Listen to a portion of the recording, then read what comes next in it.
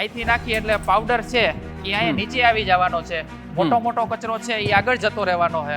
આપણું જે ગાયનું તાજું છાણ જે હોય છે એ 1 ગ્રામ છાણમાં 300 કરોડ બેક્ટેરિયા હોય છે. 300 કરોડ બેક્ટેરિયા 1 ગ્રામમાં હોય છે.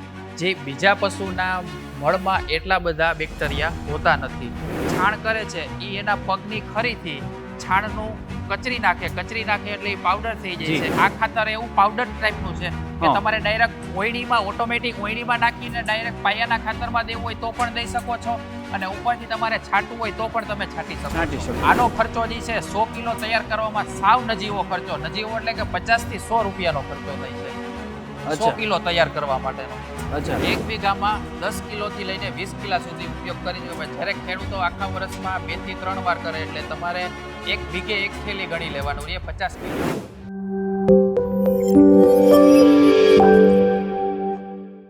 ખેડૂત પોતાના ખેતરમાં કોઈ પણ ખર્ચ વિના એક સરસ મજાનું જંતુનાશક રસાયણ બનાવી શકે એમ છે. આનાથી તમારો લાખો રૂપિયાનો ખર્ચ બચવાનો છે. તો ચાલો આવા એક લાખો રૂપિયાના ખર્ચ બચાવતા ખેતીમાં કંઈક નવું ઇનોવેટિવ કરતા એક પ્રગતિશીલ યુવાનને, પ્રગતિશીલ ખેડૂતની આપને મુલાકાત કરાવીએ. અજયભાઈ, સ્વાગત છે તમારું ખેડૂત સેતુમાં. આ શું પ્રક્રિયા છે? આ પ્રક્રિયા કેવી રીતે કામ કરે છે? ખેડૂતોનો લાખો રૂપિયાનો ખર્ચો આ પ્રક્રિયાથી કેમ બચવાનો છે એ જણાવો. એ હું તમને વાત કરું તો કે ફરતે અમારી જે આ ગૌશાળા છે એ જ્યારે અમે સવારે ગાયોને બહાર કાઢીએ છીએ, બહાર લઈ લે ગૌશાળામાં તમે જોઈ શકો છો સરસ મજાના ઝાડ છે 2-3. પછી અંદર પાણીની કુંડી રાખેલી છે. આ ગમાણ તમે જોઈ શકો છો. એમાં લીલી નીણ નાખી દઈ, સૂકી નીણ નાખી દઈ અને બધી ગાયોને અમે અહીંયા છૂટી રાખીએ છીએ, બાંધતા નથી. જ્યારે જે પણ ગાયને લીલી નીણ ખાવી હોય ત્યારે ખાઈ લઈએ, ભૂખ લાગે ત્યારે ખાઈ લઈએ છે, તરસ લાગે ત્યારે પાણી પી લઈએ છે. પછી તડકે બેસવું હોય ત્યારે તડકે બેસી જાય, છાંયે બેસવું હોય ત્યારે છાંયે આવતી રહીએ. ટૂંકમાં એને નેચરલી વાતાવરણમાં રાખીએ છીએ અમે કે જે સવારથી અમે એને બહાર લઈ લઈએ પછી અમે આખો દિવસ એને બહાર રહેવા દઈએ છીએ. આપણો એક મહત્ત્વનો જે સમય છે જે અત્યારે બગડે છે એ એમાંથી બચી જાય છે. જે વચ્ચેનું જે કામ છે બપોરે એને નીણ નાખવાનું છે, પાણી પાવાનું છે, પછી વાહિંદુ કરવાનું છે, એ બધો સમય આપણો એમાં બચી જાય છે. આખો દિવસ સુધી ખુલ્લી ગૌશાળામાં ગાયો એમને રહે છે. પછી જ્યારે આખું વર્ષ ચોમાસાના 4 મહિના બાદ કરીને શિયાળો અને ઉનાળો 8 મહિના જે હોય એ ખુલ્લી ગૌશાળામાં ગાયું રખડે છે ત્યારે જે છાણ કરે છે એ એના પગની ખરીથી છાણનું કચરી નાખે એટલે એ પાવડર થઈ જાય છે.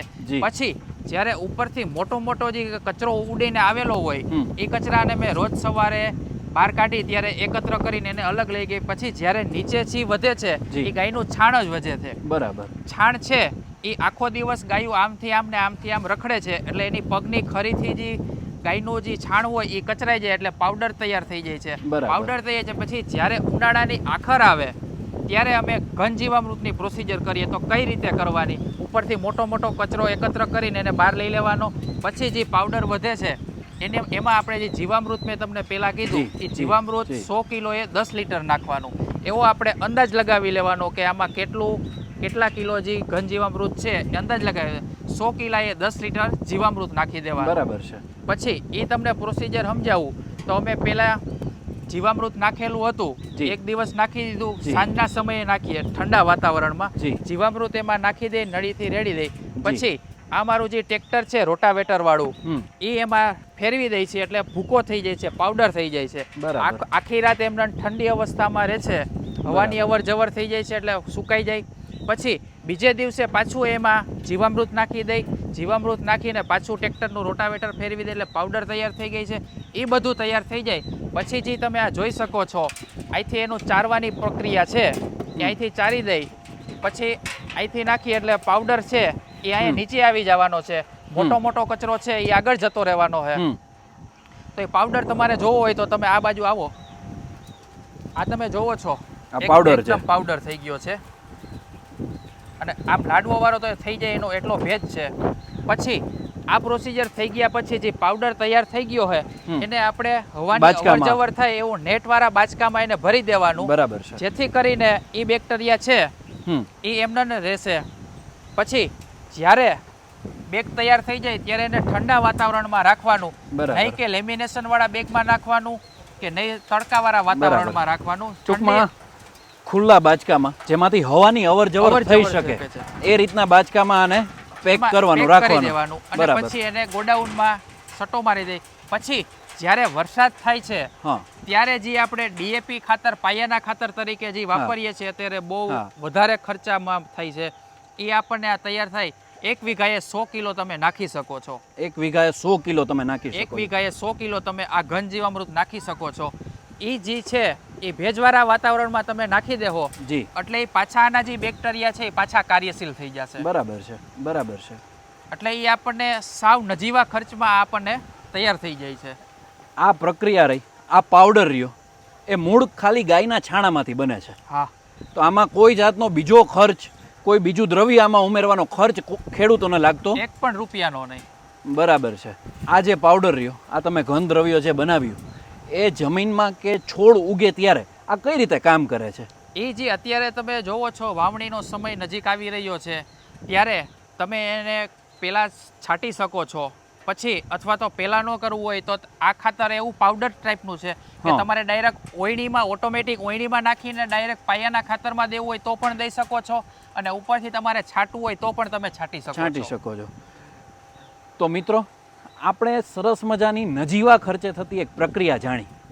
શું પ્રક્રિયા છે કેવી રીતની પ્રક્રિયા છે એ આપણને અજયભાઈએ સમજાવી.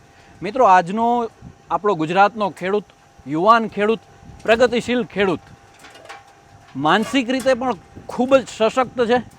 નવી નવી ટેકનોલોજીને કેવી રીતે કારગર બનાવી કેવી રીતે પોતાના ખેતરમાં પોતાના ફાર્મમાં એનો ઉપયોગ કેવી રીતે કરવો આજની રસાયણવાળી પદ્ધતિથી કેમ અલગ તરી આવે એ રીતે પ્રાકૃતિક રીતે આ તમામ પ્રક્રિયાને આ પાવડરને આવા અલગ અલગ પ્રક્રિયાને કેવી રીતે ઉપયોગ કરવું એ આપણને અજયભાઈએ જણાવ્યું. અજયભાઈ જે આ પાવડર બની રહ્યો છે ગાયના છાણામાંથી જે પાવડર બની રહ્યો છે એ ડીએપી અને અન્ય રસાયણો કરતાં ખર્ચમાં કેટલો સસ્તો કે કેટલો મોંઘો છે? તમને એની વાત કરું તો કે ડીએપી અને ઘનજીવામૃતની બેની વચ્ચેનો જે તમને ડિફરન્સ સમજાવું તો જ્યારે તમે ડીએપી છે એ અત્યારે મારા ખ્યાલથી 2500 થી 3000 રૂપિયાની એક બેગ આવે છે 50 કિલોની. અચ્છા તો એક બેગ એક વીઘામાં કેટલી બેગનો ઉપયોગ થાય કેટલું ડીએપી વપરાય? એક વીઘામાં 10 કિલોથી લઈને 20 કિલા સુધી ઉપયોગ કરી શકે. જ્યારે ખેડૂતો આખા વર્ષમાં 2 થી 3 વાર કરે એટલે તમારે એક વીઘે એક થેલી ગણી લેવાનું એ 50 કિલોની એ જે 2500 થી 3000ની છે.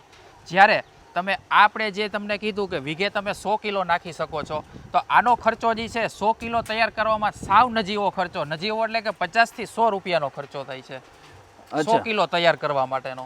અચ્છા તો ડીએપી કરતાં તો આ ખૂબ જ સસ્તી અને નજીવા આમ કહીએ તો કોઈ ખર્ચ વિનાની જ આખી પ્રક્રિયા છે. અને આ જે પાવડર રહ્યો એ ડીએપી જેટલો કારગર છે છોડ માટે જમીન માટે? આ જે પાવડર છે ઘનજીવામૃત એ ડીએપી કરતાં બહુ સારામાં સારું છે. ડીએપી જે છે એ તમે રેગ્યુલર તમે એનો ઉપયોગ કરો છો તો એનો જે સેન્દ્રિય કાર્બન છે આપણા જમીનનો એ માઇનસ થતો જાય છે નીચો આવતો જાય છે અને એક સમય એવો આવશે કે આપણી જમીન છે જે સાવ બંજર બની ગઈ હશે. પછી જ્યારે આ તમે રેગ્યુલર એનો ઉપયોગ કરશો રેગ્યુલર તમે જમીનને દેશો તો એનો સેન્દ્રિય કાર્બન છે એ ઊંચો આવશે. બરાબર છે. તમે રેગ્યુલર ઉપયોગ કરશો દાખલા તરીકે 5 વર્ષ સુધી આનો રેગ્યુલર ઉપયોગ કરશો તો તમારે 6 વર્ષે નાખવાની જરૂર નહીં પણ એવી તમારી જમીન તાકાતવાળી થઈ ગઈ હશે. આ તમે જે ગાયના છાણમાંથી જે ખાતર આ પાવડર તૈયાર કરો છો એ પાવડરની તાકાત કેટલી? તમને પાવડરના તાકાતની વાત કરું તો આપણું જે ગાયનું તાજું છાણ જે હોય છે એ 1 ગ્રામ છાણમાં 300 કરોડ બેક્ટેરિયા હોય છે. 300 કરોડ બેક્ટેરિયા 1 ગ્રામમાં હોય છે. જે બીજા પશુના મળમાં એટલા બધા બેક્ટેરિયા હોતા નથી. બધા કરતાં વધારેમાં વધારે બેક્ટેરિયા હોય તો ગાયના છાણમાં હોય છે.